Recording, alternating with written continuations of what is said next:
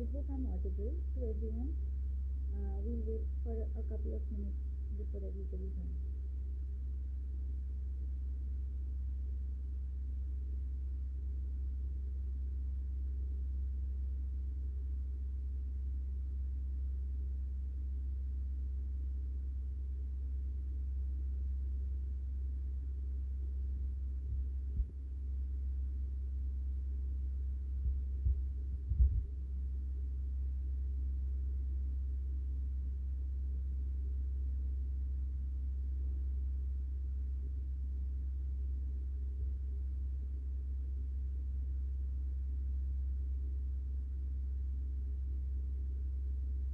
Okay.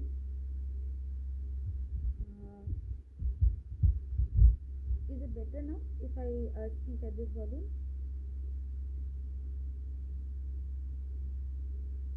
I was actually using earphones earlier also, so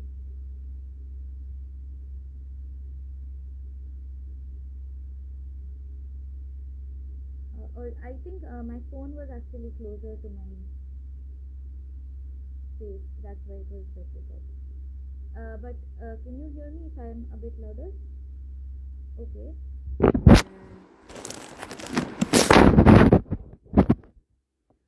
What about now? Is it better?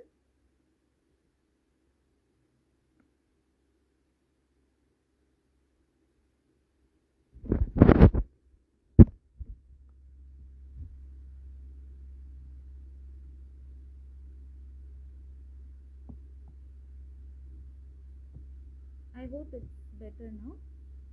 Okay. I will probably have to be a bit louder then. Okay. So yeah, I hope it's better now. बागरामन देखने चला एक सपना बागरामन देखने चला एक सपना बावरी सी मन की देखो बावरी है बातें बावरी सी मन की देखो बावरी है बातें बावरी सी धड़कने हैं बावरी है सांसें बावरी सी करवटों से निंदिया दूर भागे बावरी से नैन चाहे बावरे झरोकों से बावरे नजारों को तकना बावरामन देखने चला एक सपना.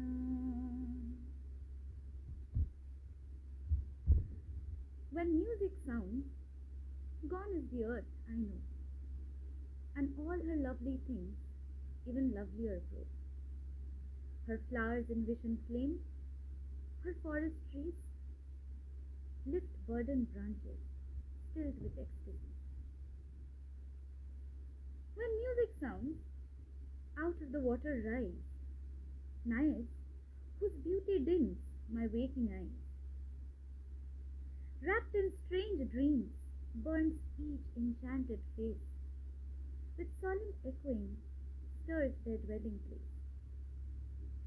When music sounds, all that I know I am, ere to this haunt of brooding dust I came, and from time's woods break into a distant song, the swift winged hours, as I hasten along.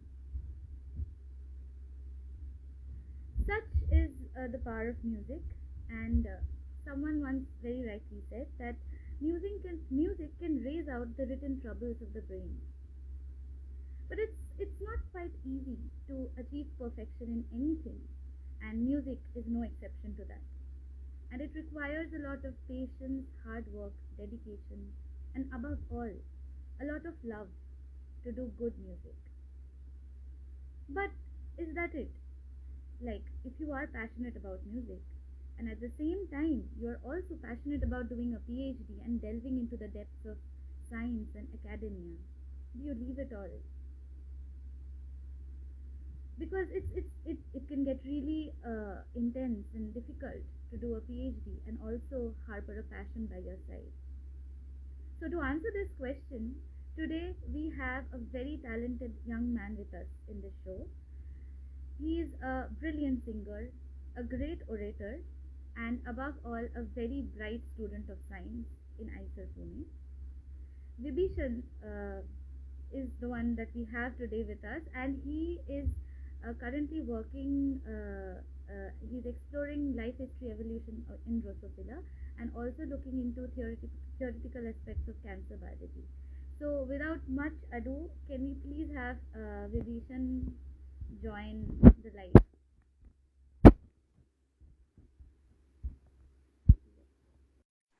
It'll probably take a minute for him to join.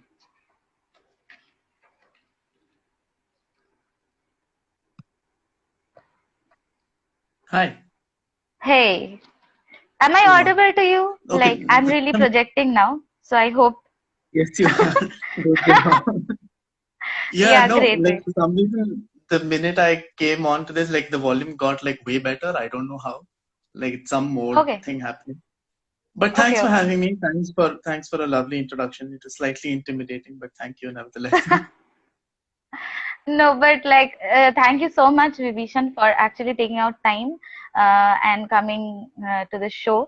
And first of all, since we are talking about music today, so like, I want to first ask you that how did you first discover your love for music? Like, was it at a very young age, or like, how did you find out that you are passionate about music?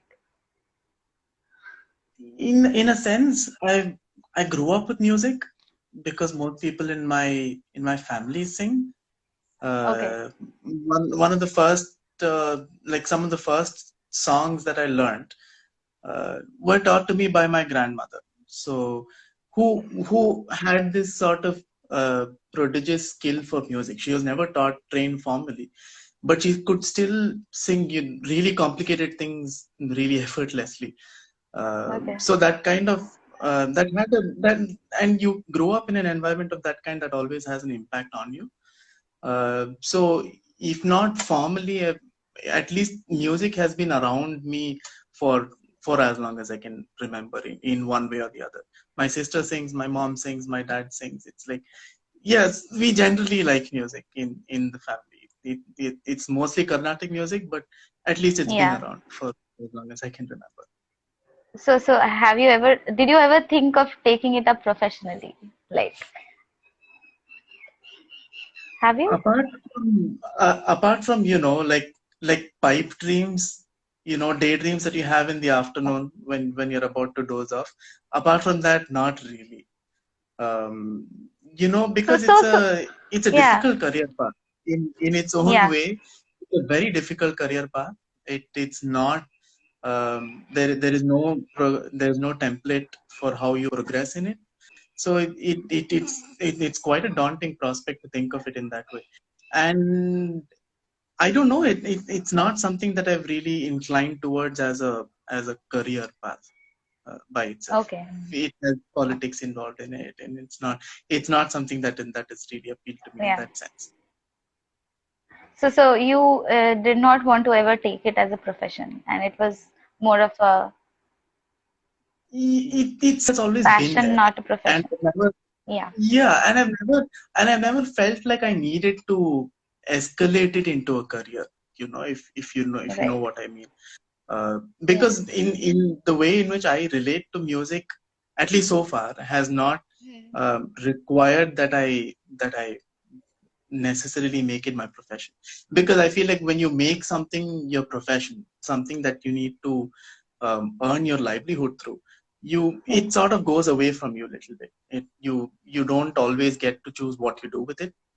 And music has always been more personal to me than that. So I've always wanted to kind of keep it to myself, and I've been selfish that way. But Yeah. that's how I place music in what I do. So, but then it's a lot of responsibility to like carry this commitment all by yourself. Like, I can. So, have you ever felt like skeptical. So when you have, so as per your priorities, you have always chosen academics to be probably your profession. So, so were you ever a bit skeptical of the fact that maybe if you like get so intense with like work and everything, so and you lose your touch with music? So have you ever felt that way? Oh, all the time, all the time. Like most people, most of my friends who are also musicians know that I've cried to them about the fact that I haven't practiced in months and months. I've cried to you Yeah. about it. Right? Yeah. That is always something that you keep looking over your shoulder about.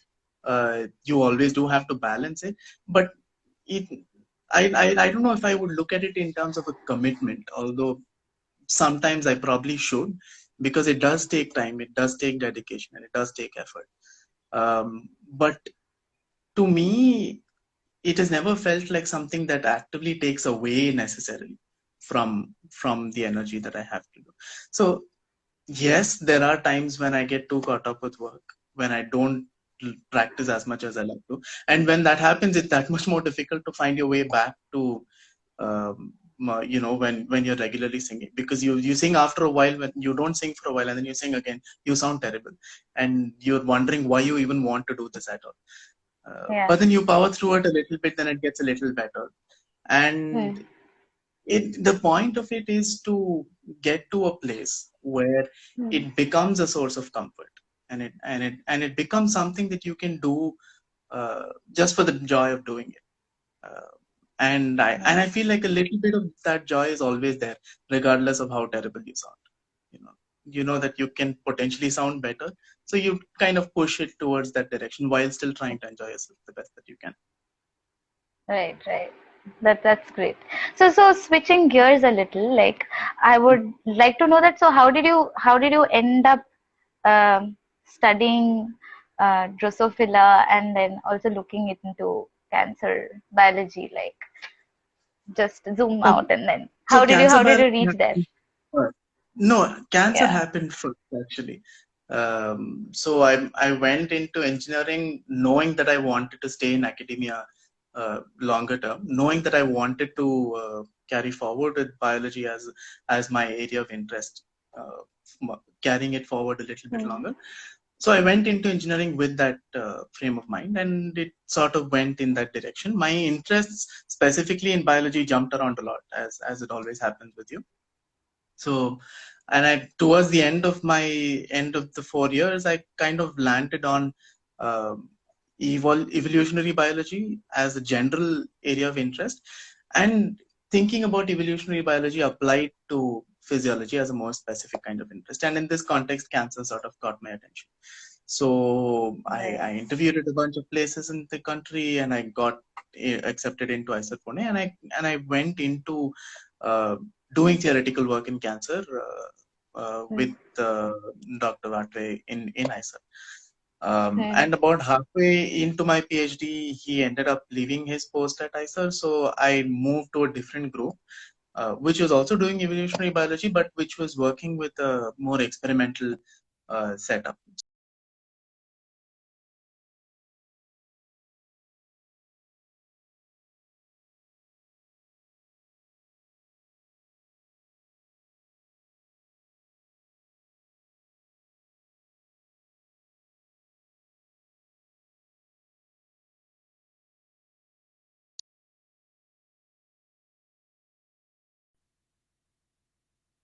Yeah, yes. I Okay, heard where you did that you I huh, stop? you were huh. I heard you till you joined Wattway's lab and from there. Yeah, so I Huh. worked with Bartway for about a couple of years, and about halfway into my PhD, he ended up leaving You IISER, changed. which is how I Yeah. moved to Sudhir's lab. And Hmm. they're also an evolutionary biology group, but they have a more experimental approach to studying evolutionary biology. And their lab is how I ended up getting introduced to the fruit fly system. And Right.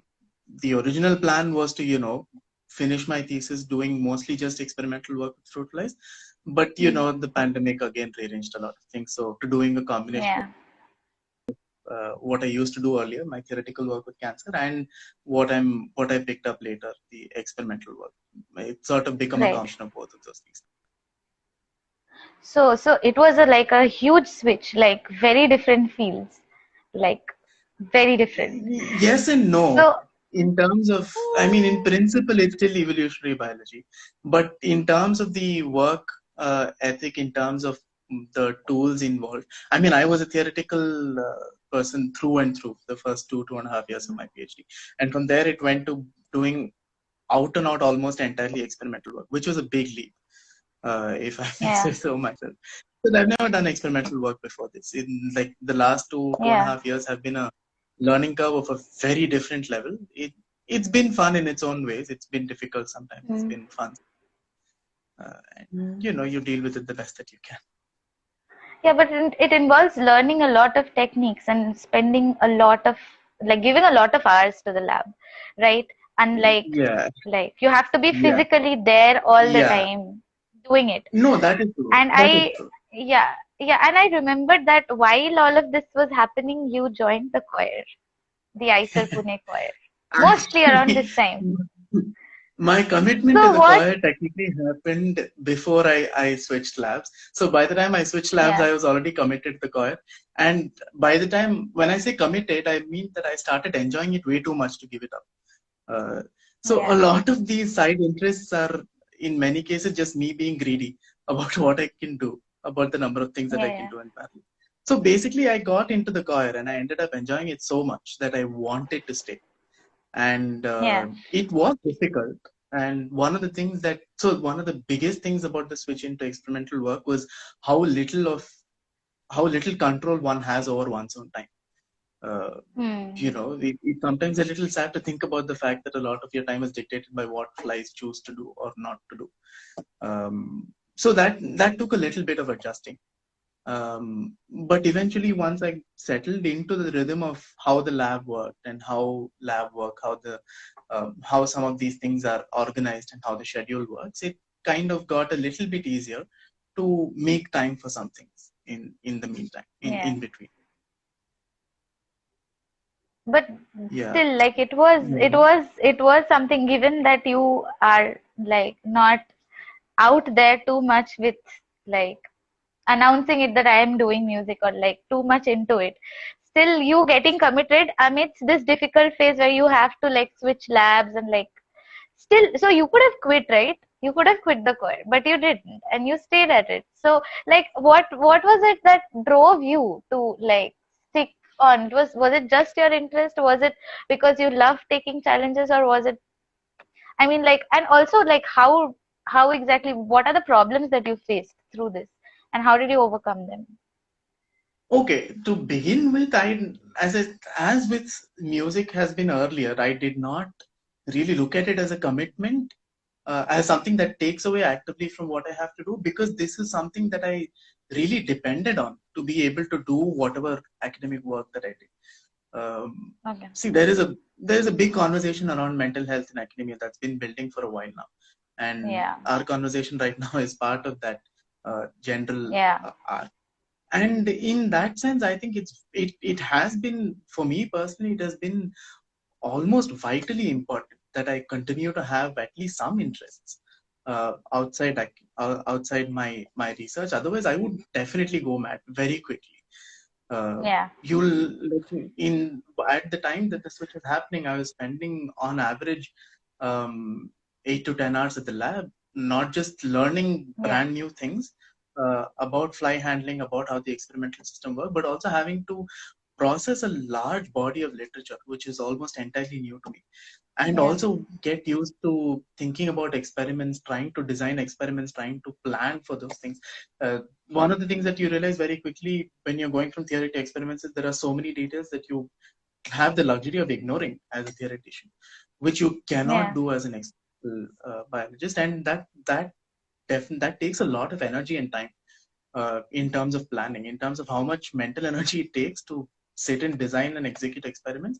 Uh, it is a lot of time and a lot of energy. But I would still say that if it hadn't been for my musical involvement, if it hadn't been for my interests outside of academics, I don't think I would have been able to do even half of what I'm doing right now. Because every now and then you do need to take a step back from all of the madness and Hmm. and sort of find small part of peace inside yourself. Because otherwise, I don't think Right. how you're going to be able to deal with all that chaos. If you're in that chaos all Yeah. the time, 24/7, I would definitely have gone mad a few months into my switch. So in Right. that sense, I don't think of it as a commitment. I think of it as something that was very much integral to Hmm. everything that I needed to do academically. Yeah, I think you have pretty much answered where I was actually trying to get at with my next question.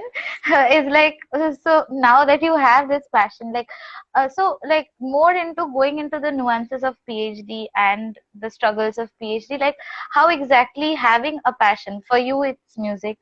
For anybody else, it can be anything else apart from their Mhm. work. How does it actually help you, like? Start a day in the lab? Like what are the different aspects where you feel that having a passion outside of what you're working on in your PhD helps, and how important is it for us to nurture that through our PhD? Okay, so some of these things actually came together for me during a conversation with my guru here.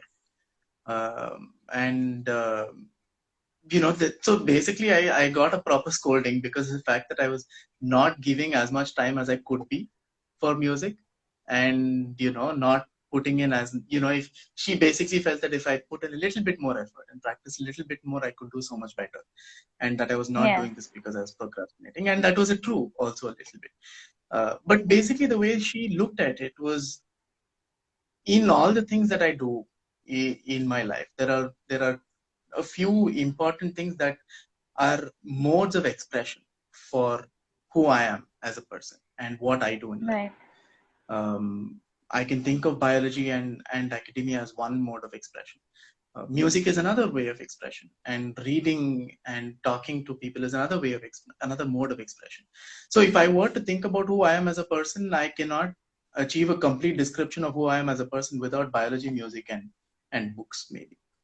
Right. So in realizing that, it took a little bit of reflection for Right. me to look at what I am doing, and how I want my life to pan out, and what I want to be seen as doing and to be seen as being, right? And once I once you put it in that perspective, it's difficult not to do it in some sense, because now it's too Yeah. important for you, right? In the same Hmm. way that getting a PhD is important, uh, doing music and continuing to practice music in whatever small way I can. I don't have to be performing all the time.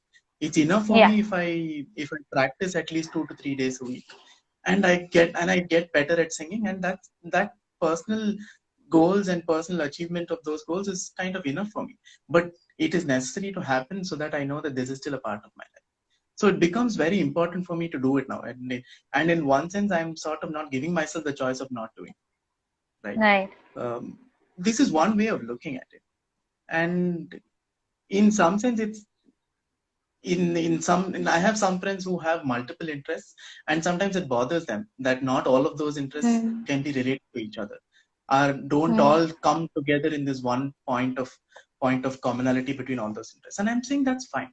It's okay to have disparate interests which don't have anything to do with each other. I think it kind of makes life a little bit more interesting. um, Yeah. That's it, definitely it true. also, I in some sense, it's important to explore these things about yourself, and try and reflect on these other talents that we might be having. They don't necessarily have to get to the point of being professionally competent, and like, I don't necessarily have to become a performing Carnatic musician for me to derive fulfillment out of it, and for it to be a meaningful way of expressing myself. Um, Right. yeah, so I feel like, because I've been looking at it that way, it's been easier to devote time to it, and devote time to it meaningfully. Yeah, I It think I helps to think have it's something. yeah, it's very important to look at it as something that will help you rather than one more job on your checklist to do.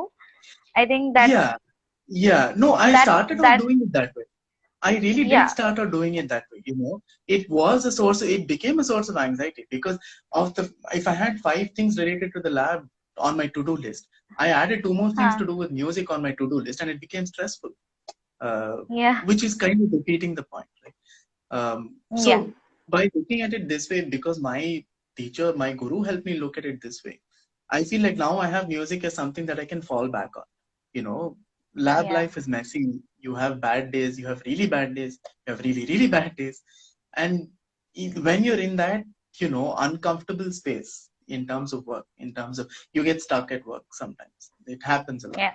And whenever that has happened, I felt like I've always had music as something that I can fall back on, as something that is going well, as something that is going in the way that I want it to. And that has a real impact on how I'm able to get back control over things that are not maybe working out that well on the work front. So you have more things in life, some things you can control and other things that you cannot control.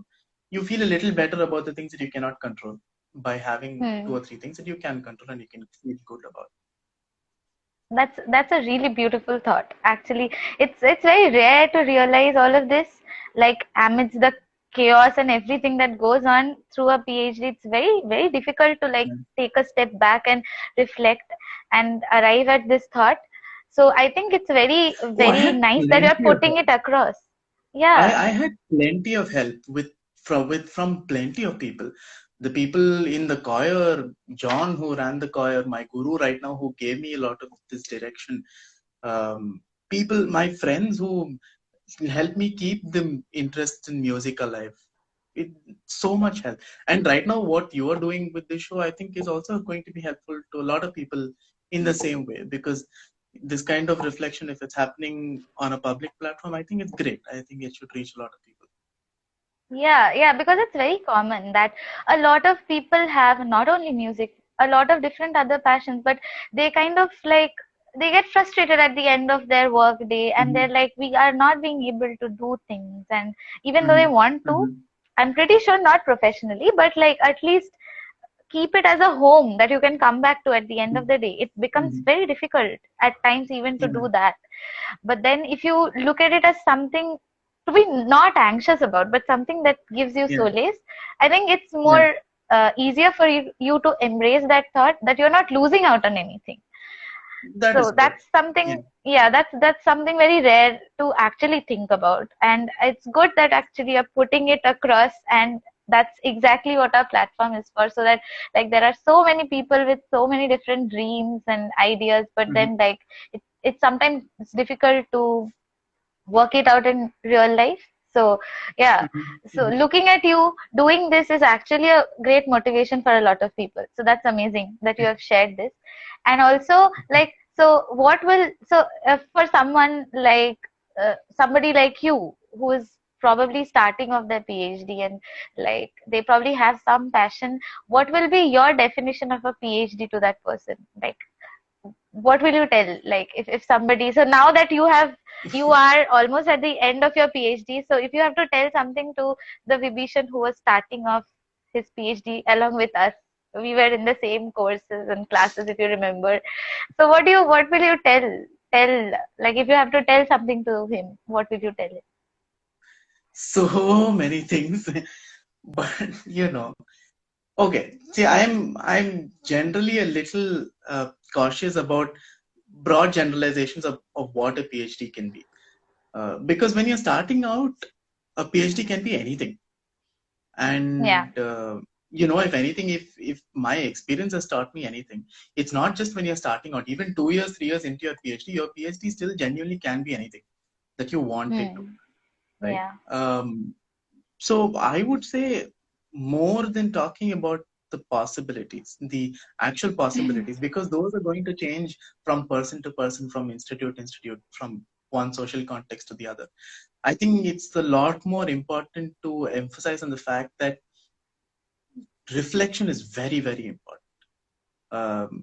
You can make whatever you want out of your PhD, but in order to actually do it, you need to understand what you want to make out of your PhD in the first place.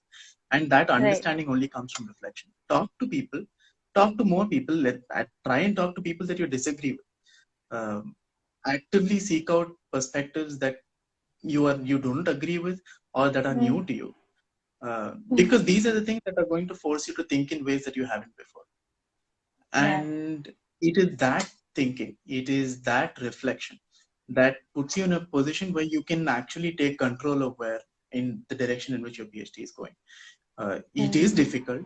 It is a struggle, especially if you're trying to explore interests outside of academia. It is very difficult because the system, especially in India, is not something that necessarily encourages having interests outside of academia.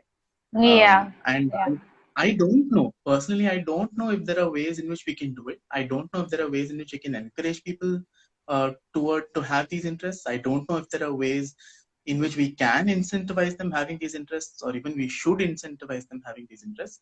But the fact remains that it's difficult to sustain multiple interests at the same time.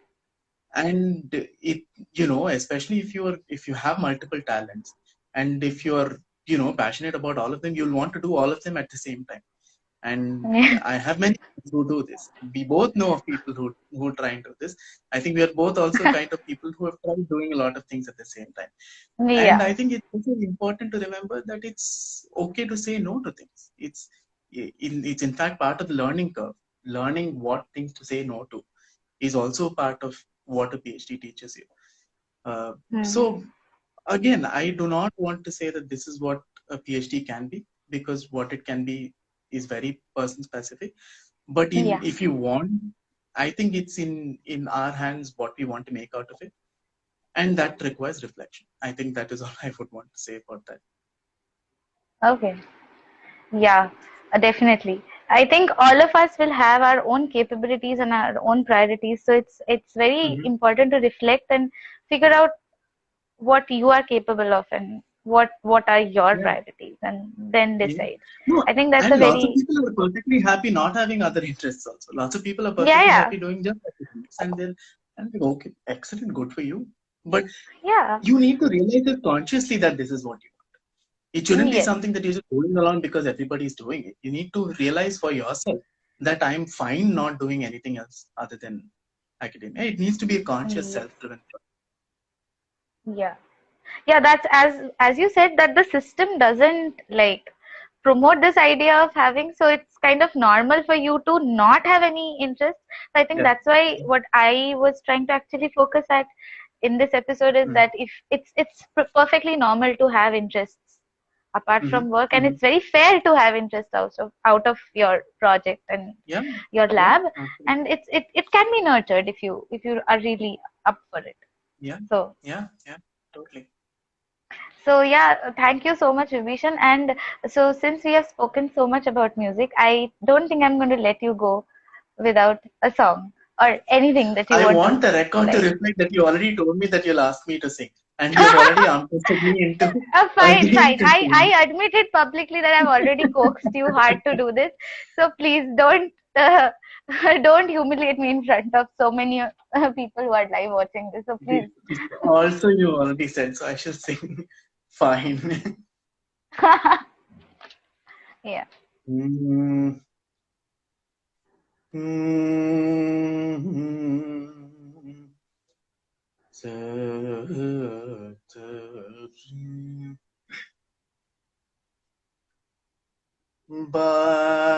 Bagayanayya మీ మాయలెంతో బాగాయనయ్య మీ మాయలెంతో బాగాయనయ్య మీ మాయలెంతో బాగాయనయ్య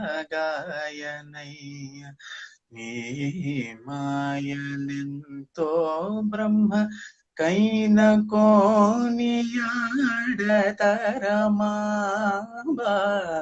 బాగాయనయ్య నీ మాయలెంతో బ్రహ్మకైన కోనియాడతరమా బాగాయనయ్య నీ మాయలెంతో బ్రహ్మకైన కోనియాడతరమా బాగాయనయ్య నీ మాయలెంతో నీ మాయలెంతో నీ మాయలెంతో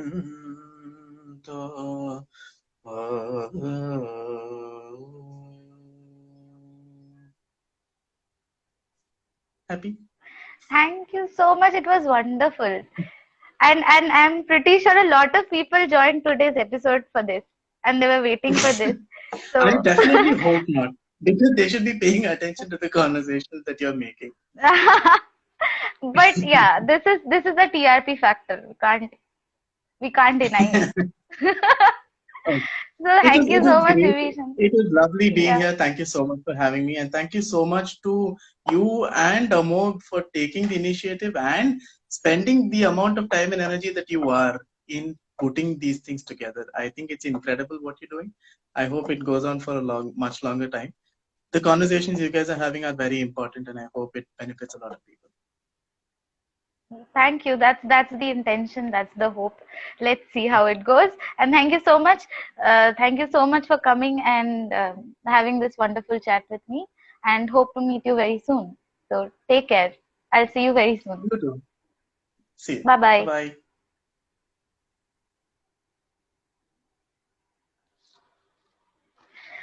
So that's all, folks. Stay tuned to our page for another wonderful story that's coming up next week.